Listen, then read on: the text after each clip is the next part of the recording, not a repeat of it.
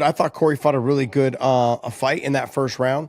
And as the fight started going on, that second round, you could really rule that second round a possible 10-8 round.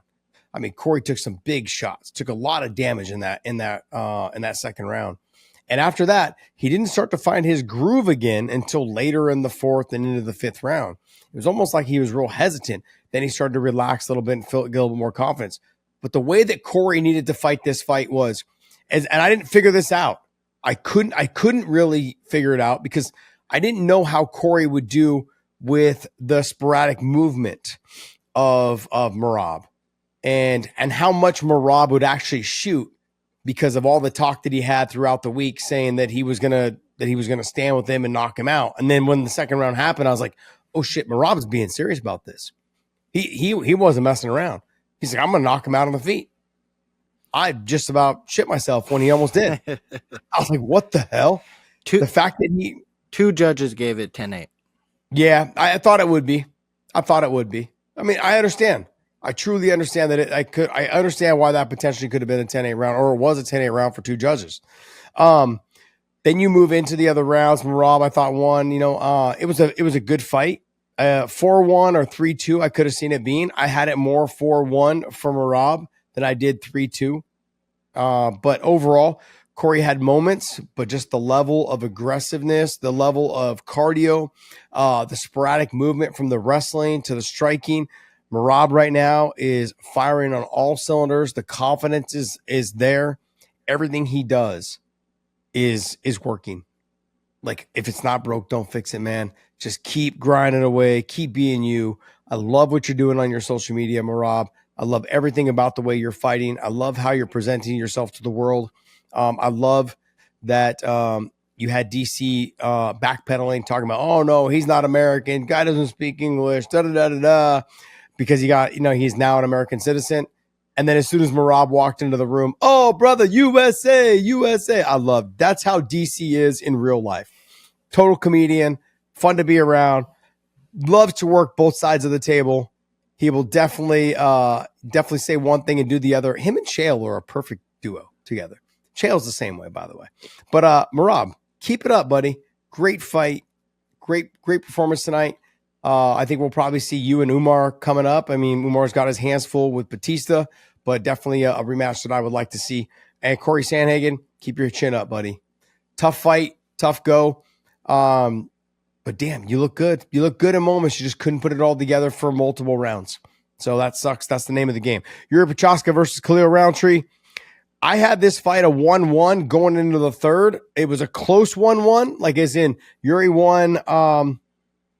Jiri looked good. Look, I had it 1-1 going into the third. And then you saw Khalil come out and say, like, I'm going to take over this fight. I'm going to win this third round. And it backfired. He came out so aggressive, throwing big shots. And after Jiri ate one or two of them, he came back and said, I'm just going to push. I'm going to put pedal to the metal. I'm going to get right in your grill, and I'm going to let it go. I'm going to throw jumping knees. I'm going to throw push kicks. I'm going to throw tip kicks to the gut. I'm going to let the jab go. I'm going to switch stances. I'm going to do everything. And sure enough, Khalil couldn't handle the pressure. He started getting tired. The output of Jiri and just the sporadic movement of Jiri, that will make your cardio meter go down. Okay. It's like Georgie here walking to the mailbox, right? Exhausted, right? Exhausted every once in a while. So that's exactly what happened with Khalil Rountree. He came out aggressive. He was putting the pace on, and then he realized, shit, I can't keep this pace up for 5. And Jiri just bit down on the mouthpiece and said, I'm going to give it a try. I'm going to see what happens. And he just started touching him more. And as Khalil started taking steps back, he started taking over the round. And then that led to the knockout. And that was beautifully done, too. So he hit him 1-2. They basically almost missed the 1-2, like grazing the 1-2. But then that left hook caught him right on the button, put him to sleep. Great performance by Jiri. That was the fight that I was most looking forward to watching. That was the fight that I thought was going to be the best fight because I thought Khalil was going to come out more aggressive. But they actually had a lot of respect for each other in that first round. A little too much respect, whereas they didn't even pull the trigger until like 2 minutes in. I don't think really either one of them really threw heavy, hard shots until about 3 minutes and 10, 3 minutes and 20 seconds. So, but then you can see Jiri was the one taking the bigger shots in the first round. And then in the second round, Jiri started to take over a little bit. And the third round became a 1-1. And it was both of them had 1-1 going into that third round. And in the third round, you could see that Khalil came out and wanted it.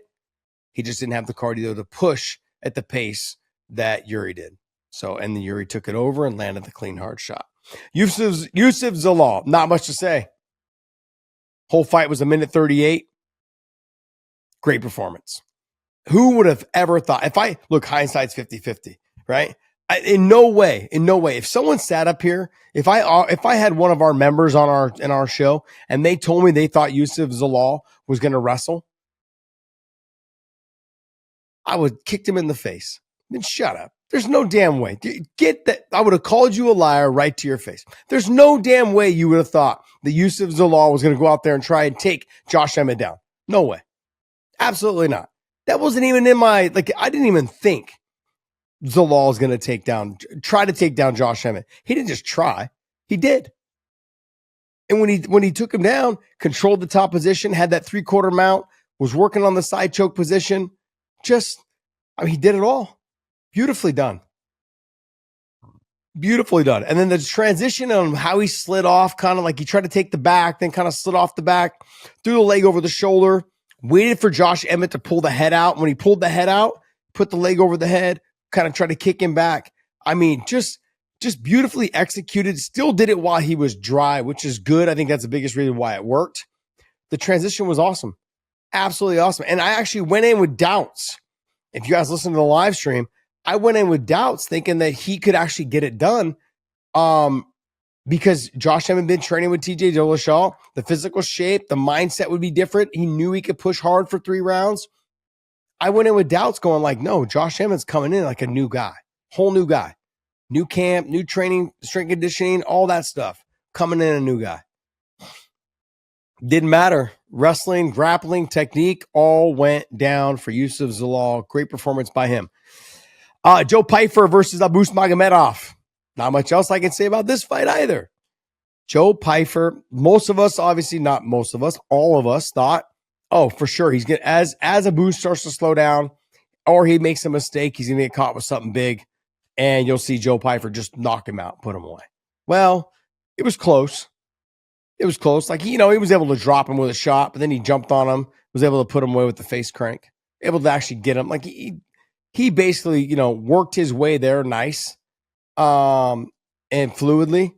But people, I don't think, give Joe enough credit on the ground based on the fact that in the first round when he was on bottom, he didn't look that great.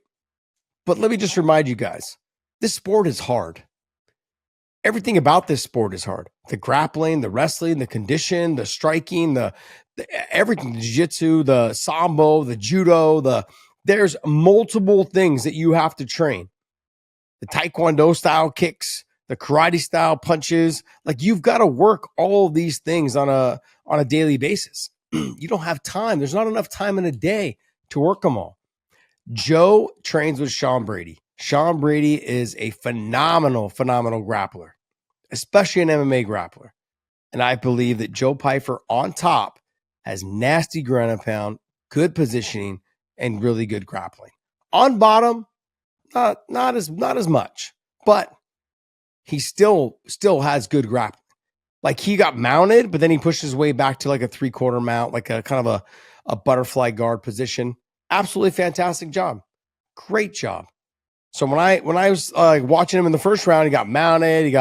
He was kind of getting control from the top position, almost got Kimura'd, all of those things. I was like, damn, this is not good.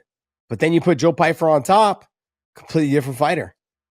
Nasty ground and pound, big shots from the top.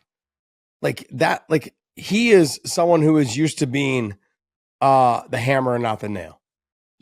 We've seen that before with his Jack Hermanson fight, but we've seen that before. But he's talented. He's got power in his hands. Him on top can be vicious. He showed that tonight. Beautiful job on knocking Abus down and then finishing him up, getting him out of there. The key is to get him out of there. That's the thing. A lot of these fighters now, they're very comfortable just basically moving along. Just kind of okay, look, I'm dominating. I'm just going to keep doing what I'm doing. If I get the finish, I get the finish. If I don't, I don't. No. The emphasis is to get the finish. It's always to get the finish. I've kicked myself in the ass several times for not getting the finish. I'm like, it was there. You could have chased it. You didn't chase it. You're being lazy. And that happens. That happens sometimes. Should have chased it. Could have got it. Could have done it.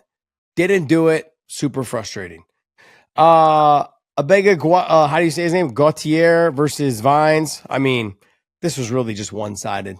It was like, let me just muscle you around, throw you around. I mean, you could tell that Gautier or whatever has big power, physically is strong, built like a Greek god. I mean, geez.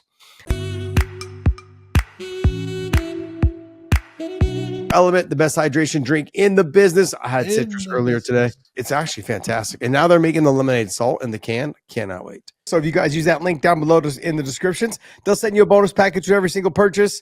That's compliments of the Wayne In podcast. So hope you guys enjoy that.